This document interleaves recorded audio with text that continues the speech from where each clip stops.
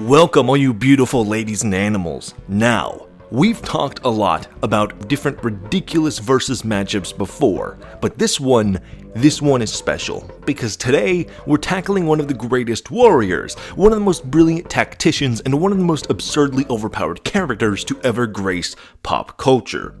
No, not a Primarch, not the God Emperor, not even an Ultramarine with plot armor in a video game. I'm talking about Batman. And I already hear the responses now. But Batman has prep time, but Batman can beat anyone if he's ready.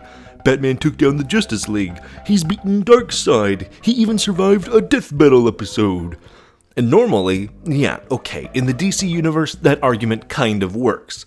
But this is Warhammer 40k. You know, the universe where gods are dead but still running the Imperium, where soldiers are mass-produced like Funko Pops, and where Darkseid is kind of just another Tuesday. So today, we're going to go through various Warhammer 40k factions and see just how fast Batman dies to every single one of them.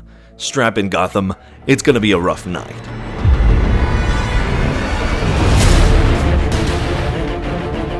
Now, we need some sort of leveled field for Batman. Not all of them are built equally, as the patents in Batman would be floored by Arkham Bats, so we need a unified version of the Caped Crusader to send into Warhammer 40k.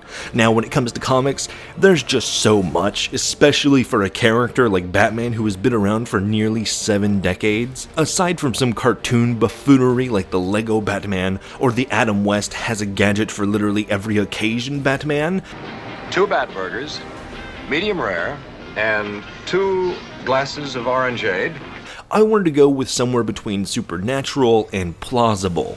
So for today's video, we're taking the near metahuman Arkham Batman, the guy who's ripping steel grates out from concrete, peeling off electrical boxes and the padlocks that held them shut with one hand, and flying 20 feet through the air just to land one more punch to continue on his combo.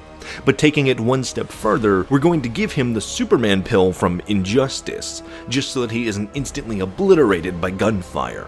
As we know, even Arkham Batman can't take too much from a regular machine gun, and bolters would turn him into a Kevin Conroy-voiced soup.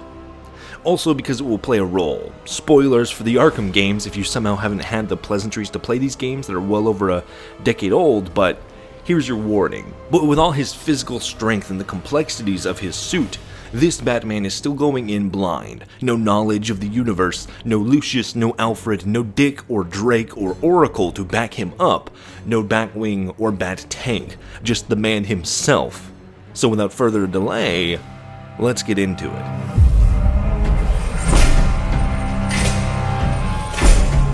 So let's start with the good guys. Batman, with all his resources, has probably the ability to analyze a single hive world. Even if, say, we drop him in, no random ganger is getting the drop on him, and unlike a character akin to Ben 10 who turns into aliens, a man dressed like a bat isn't that weird for a hive world to raise any major alarm bells. Hell, it's not even a first for 40k. Now, could Batman slowly conquer an entire hive world? Maybe. It depends. If he can do it from the underground, with his experience in Gotham, he could essentially make his own crime family, but instead of crime, obviously it'd be something of more of a intelligence network, slowly overtaking the hive from the inside out. Not unlike the efforts of, say, the Alpha Legion. How long would it take? Who's to say? But it wouldn't be impossible, and it wouldn't even be the first for 40k. Now, here's where the less interesting part comes in, because where does Batman go after converting a whole hive world, if he even can? Say he is successful in building a pseudo-bat planet on one singular world after dozens of years. Now what? He's just one man. The logistical engine that is the Imperium was built over thousands of years. For Batman, he's just not on any timescales that would work for him. Now, if he becomes augmented in the 41st millennium, that's a different story. But to what extent, we can only really guess. Because Bruce is smart, able to bypass complex security systems in seconds with aid from his suit. I don't think it's a stretch to say that he could access Imperial records and information with too much issue. The secrets of the Mechanicus, the information he would need to build weapons and armor on par with the Astartes, likely on patrol in the very system. But I'm not sure what good that would get him. In combat, even with ceramite plating and the super pill, he'll likely be tough enough to take down a few Astartes. It's really dependent on the environment. Close quarters where he can ambush them, he could take out whole squads. In open combat, he's getting outmaneuvered by entire squads that aren't afraid to use guns. Very high-powered ones at that.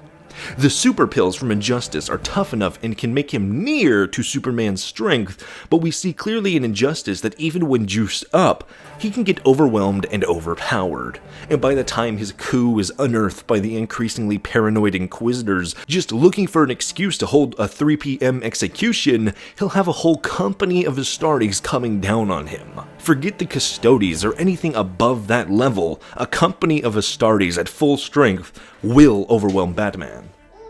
They will trap him in a hive city, and if they can't get him inside the walls, they'll just bring the walls down and tear up the foundations at the root to undo all of Batman's progress. He is one man, and not even fear works on the Astartes. In the grand scale of the galaxy at war, he can be surprisingly powerful at tipping the scales on a single planet. But the Imperium throws away entire worlds like the crappy spoon at the bottom of a cereal box.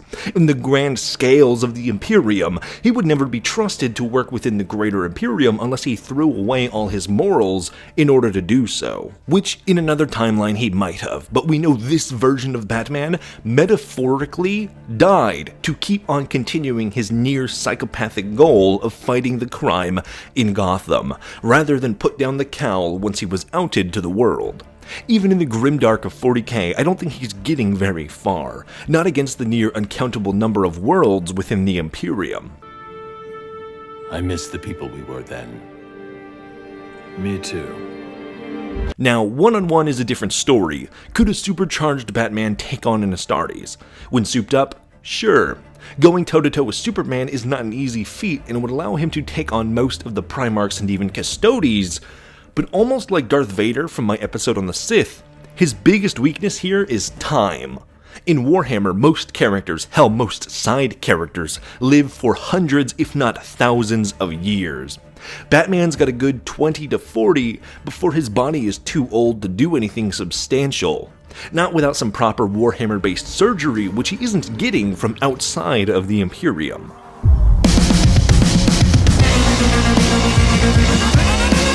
Now, if there's any faction he definitely doesn't have a chance against, it's the Orks. They're dumb, they're reckless, and they fight each other as much as they fight everyone else. Unfortunately for Bruce, that's exactly why he kind of just loses immediately. Because Batman is all about fear, and fear doesn't work on Orks. If anything, Batman just makes them more excited. The moment an Ork sees him jump off a building and glide down like a spooky bat demon, he's not running, he's calling his whole squad. Oi, look, a zogging bad boy.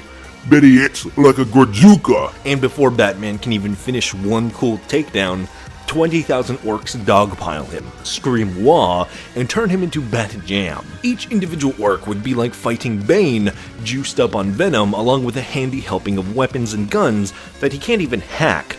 Unless Bruce is somehow able to convince the Orks that he's immortal by countering and blocking every single attack they throw at him, he's not getting very far against a species that throws moons into planets as an invasion tactic. Could he take out some key principal members? Sure, but entire war bosses and the wars that follow them, it's gonna get very overwhelming very, very fast.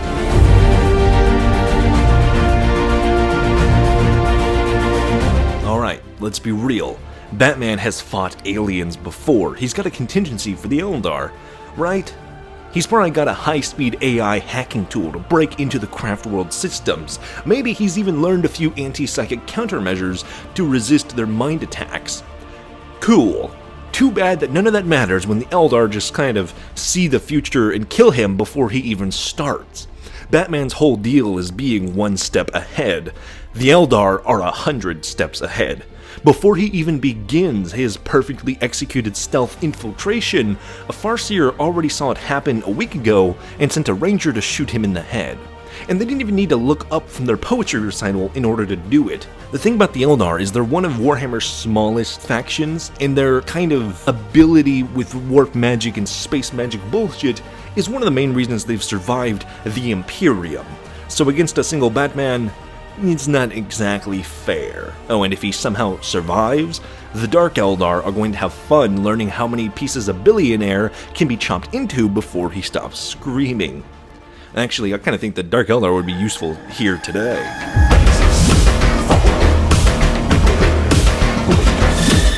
Okay.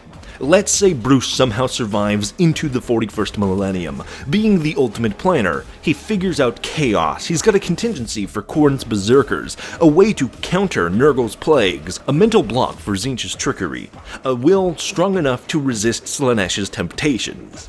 In other words, he will think that he's ready. And yet he is so incredibly not.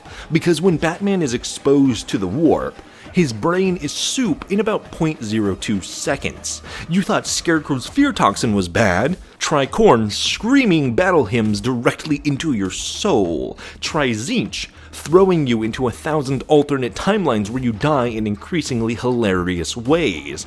Try Nurgle hugging you and making you melt into a pile of friendly, Batman-shaped rot. Now, could a demon like the one in the Secret Level episode use his fear against him?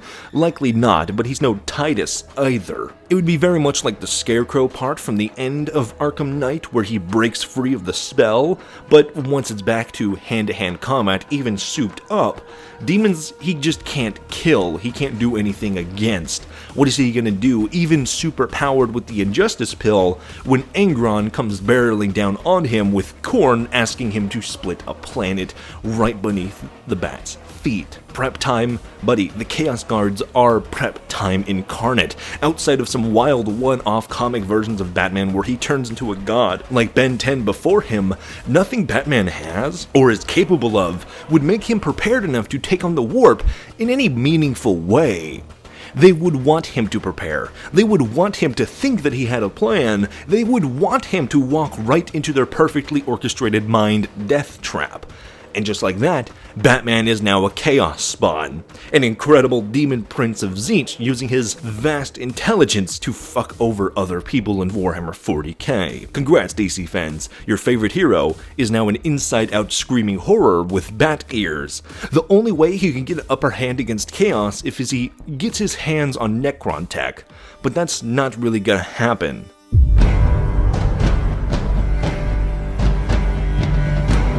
Oh, and then for Tyranids, he's got anti-Xeno gas, nanoblades, and an exosuit to fight the Tyranids. Cool. A hive swarm numbering into the millions, if not billions, swarms him and tears him apart like a death by 1,000 paper cuts. The only real prep thing he could do to prepare and fight them is target Tyranid leaders, but even the most aggressive and talented of the Primarchs would struggle in a fight against a Swarm Lord. For Batman, even a supersized version would fail to challenge the Swarm. Just like Chaos, it's just too much to handle for one man. Moving on.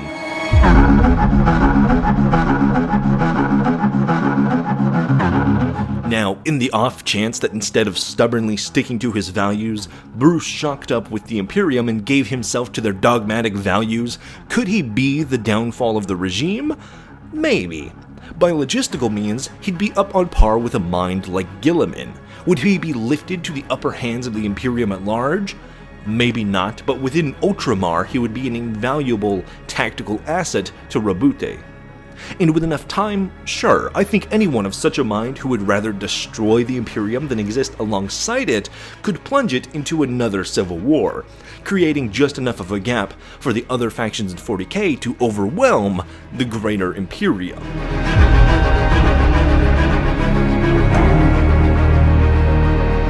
Look, I love Batman. He's smart, he's strong, he's the undisputed king of pulling plans out of his ass.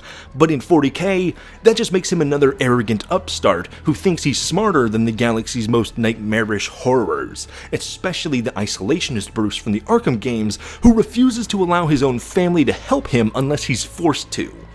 And in all fairness, most of the reason why Batman loses so much in 40k isn't because he's incompetent or anything, it's just how the rules of the verse are set up compared to the comics. There is no magical kryptonite that suddenly makes Space Marines docile. My powers! How did you gold kryptonite, courtesy of Firestorm? The only kryptonite in 40k for any foe is just a sufficient amount of firepower. For Astartes, bolters, Tyranids, flamers, Tau warships, a bigger warship. Batman's whole thing of planning ahead and getting people's weaknesses to use against them only works in a world where Superman is afraid of space rocks, the Flash is susceptible to ice, and Green Lantern can't stand the color yellow. And in the grim darkness of the 41st millennium, there is no kryptonite, just fire, war, and an empty batsuit laying somewhere on Holy Terra because the Emperor thought it looked funny. The only way he's doing anything substantial is if he throws away all of his moral codes and shucks up with the Imperium, but if he has to do that to begin with, then Batman has already lost. So yeah, that's it. Batman loses. Almost always, unfortunately. Hope that clears up the prep time argument for all future debates, but let me know what you thought down below. As always, big thank you to all the members and patrons who help me continue to make new videos. If you're unaware, you can become a member for just $1 a month and get access to member-exclusive polls to vote for which videos come first, get videos early, and more behind the scenes. And go to the links down below to grab some of my charity merch, 100% of which I make from this gets donated directly to my local food bank. Stay cool, have fun, and be awesome. Buster out.